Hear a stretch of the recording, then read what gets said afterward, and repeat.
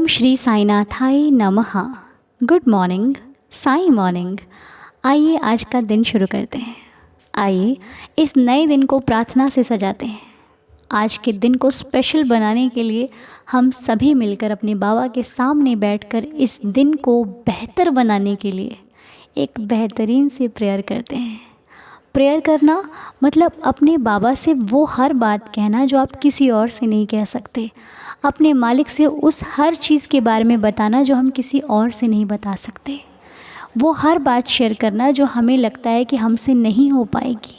वो हर बात करना जिसके लिए हम घबराते हैं, डरते हैं कि पता नहीं कैसे होगा। क्योंकि हर एक सवाल का जवाब है आपके भगवान के पास। हर प्रॉब्लम का सॉल्यूशन है आपके भगवान के पास। जब लाइफ में बहुत उलझने लगें और कुछ समझ में ना आए ना, तो परेशान मत होना, चिंता मत करना। बस अपने मंदिर में जाना, चाहे वो घर का हो या फिर आप बाहर कहीं जाते हैं, दरबार में जाना, अपने बाबा के सामने बैठकर कहना भगवान, या फिर जिस भी रिश्ते से आप बाबा को मानते हो, कि प्रभु मेरी हिम्मत तो अब टूट रही है।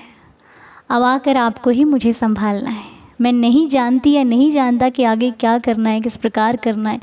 मैं उलझन में हूँ, मेरी उलझन को सुलझाइए बाबा।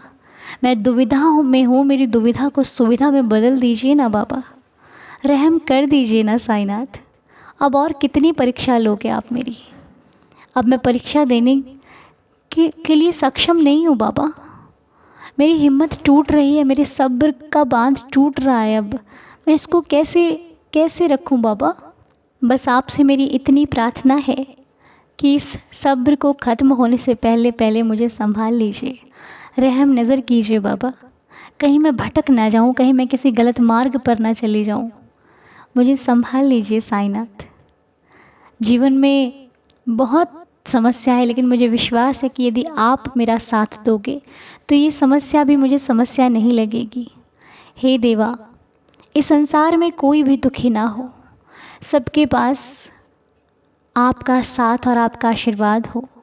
हे देवा, हम जिन लोगों के लिए प्रार्थना करते हैं उनके जीवन में खुशियाँ आए, उनके जीवन में वो सेहतमंद रहें, उनकी सेहत को कभी कोई प्रॉब्लम ना हो बाबा। रहम नज़र करना। हम जो भी कार्य करें उसका नतीजा हमेशा अच्छा ही हो, कभी किसी के लिए बुरा ना करें। हम कभी किसी के लिए बुरा ना सोचें, कभी किसी के खिलाफ़ कोई कार्य ऐसा ना करें जो उसको तकलीफ़ दे।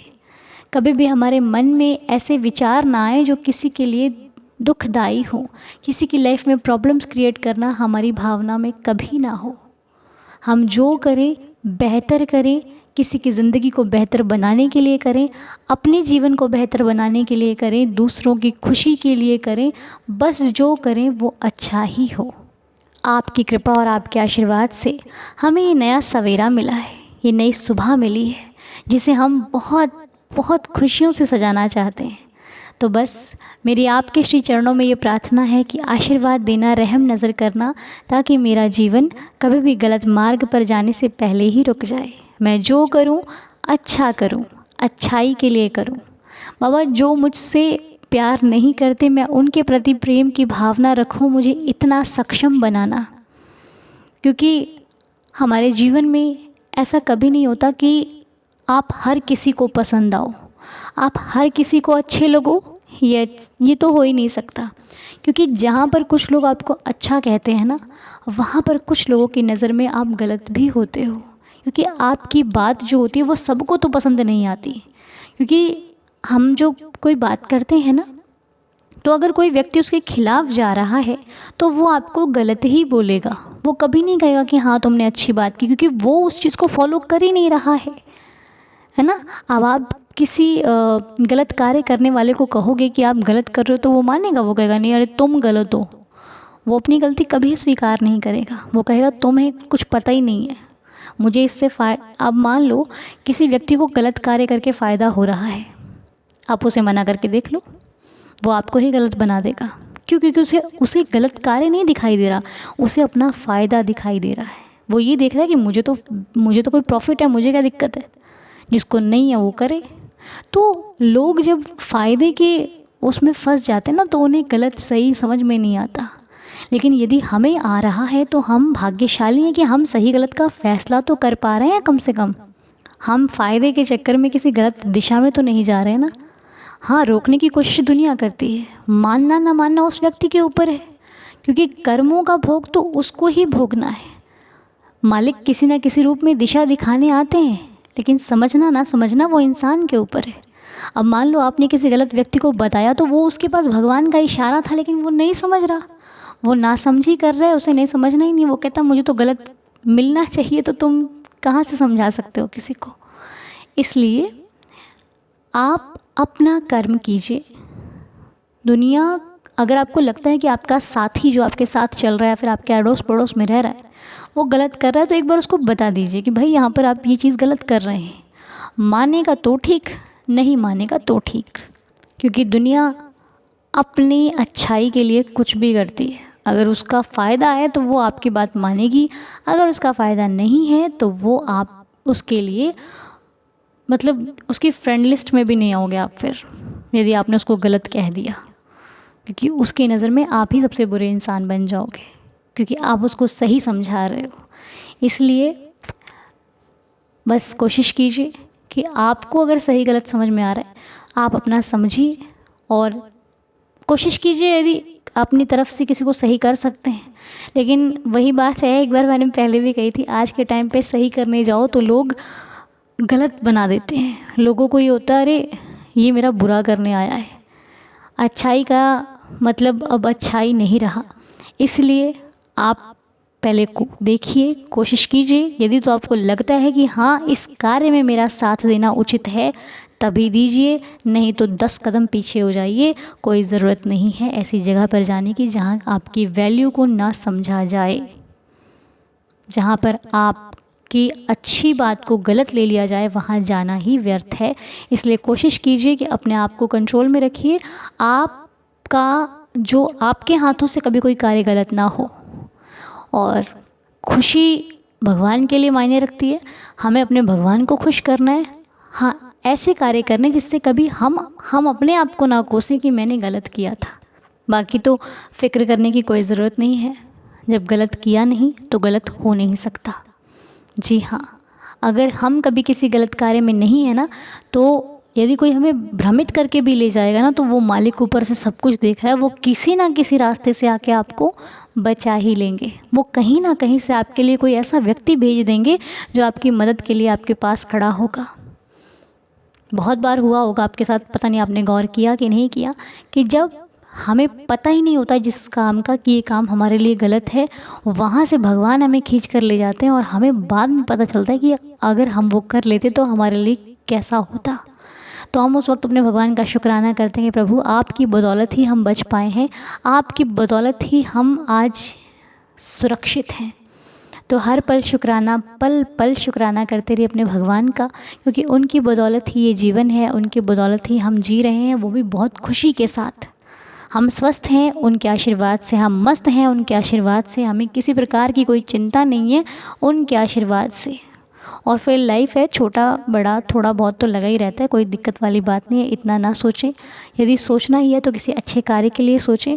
आपको अपनी लाइफ में आगे क्या करना है, अपने लक्ष्य के बारे में सोचें, जो अपने लाइफ में पाना चाहते हो उसके बारे में सोचो। हर पल पल पल अपने लक्ष्य पर ध्यान दो। आपकी लाइफ में आपने क्या सोचा है, क्या बनना है, क्या करना है, उस चीज़ पे फोकस करो, ताकि आप अपने लक्ष्य से ना भटको। जो चाहिए, जो पाना चाहते हो उसकी तरफ अग्रसर हो, उसकी तरफ आगे बढ़ो। और हर दिन अपने घर से निकलने से पहले, अगर आप किसी काम के लिए जा रहे हो, आपको पूरी तरह रेडी हो चुके हो, आपका बस निकलना बाकी रह गया है, तो अपने मन ही मन बाबा के 11 वचन पढ़ो। बाबा की उदी है उसे हाथ में लेकर फिर 11 वचन पढ़ो, और उसके बाद उस उदी को अपने माथे पर लगा लो। सूखी खाते हो वैसे खा लो, नहीं तो आप जल में डालकर उसको पी लो। उससे आपके जो काम है ना, वो और अधिक अच्छे ढंग से होंगे, क्योंकि बाबा की जो उदी है उसमें बहुत शक्ति है, भक्तों की रक्षा करती है, भक्तों के अंग संग रहकर भक्तों की श्रद्धा की लाज रखती है। इसलिए उदी को अपने पास रखिए। आप कहीं भी जाते हो उदी को ज़रूर लेकर जाओ। आप अपने पास उदी रखो।